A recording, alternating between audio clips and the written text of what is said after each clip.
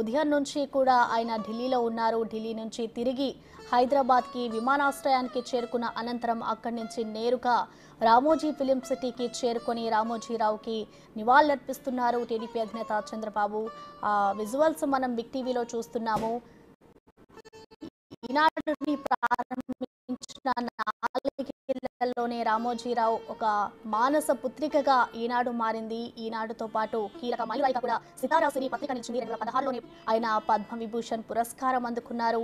అలాంటి మహోన్నతమైన వ్యక్తి ఇవాళ లేరు అనేది కూడా ఇటు ఈనాడు ఇండస్ట్రీతో పాటు సినిమా ఇండస్ట్రీలో కూడా చాలా మందికి ఇదొక దిగ్భ్రాంతిని కలుగచేస్తోంది.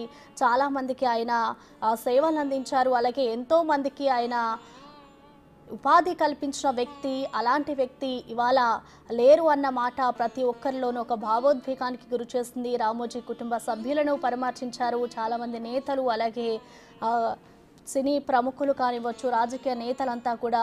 ఇటు నేరుగా ఢిల్లీ నుంచి అయితే చంద్రబాబు సతీమణి భువనేశ్వరి, అలాగే చంద్రబాబుతో పాటు భువనేశ్వరి ఇంకా మరికొంతమంది అయితే అక్కడికి వచ్చి నివాళులర్పిస్తున్నారు. ప్రజెంట్ అయితే రామోజీ ఫిలిం సిటీలోని రామోజీరావుకి చంద్రబాబు నివాళులర్పిస్తున్నారు.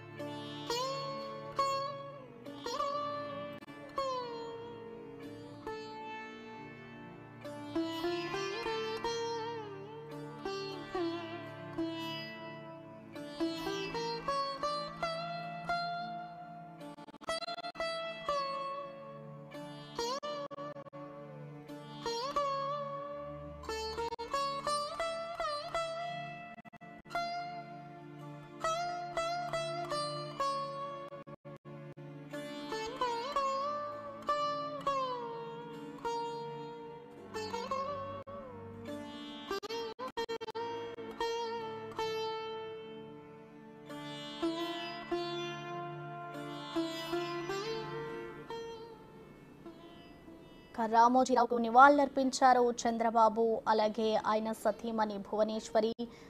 ఉదయం ఢిల్లీలో ఉన్న చంద్రబాబు నేరుగా రామోజీ ఫిలిం సిటీకి చేరుకున్నారు. రామోజీ కుటుంబ సభ్యులను పలకరించి వారికి ధైర్యాన్ని చెప్తున్నారు.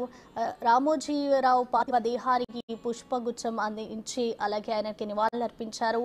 ప్రజెంట్ చంద్రబాబు అలాగే భువనేశ్వరి వారి కుటుంబ సభ్యులతో మాట్లాడుతున్న దృశ్యాన్ని మనం చూడొచ్చు.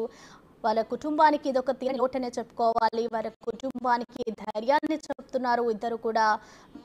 రామోజీరావు పార్థివ దేహానికి చంద్రబాబు నాయుడు అలాగే ఆయన సతీమణి నివాళులర్పించారు. నివాళులర్పించిన అనంతరం కూడా వారి కుటుంబ సభ్యులతో మాట్లాడి పరామర్శిస్తున్నారు.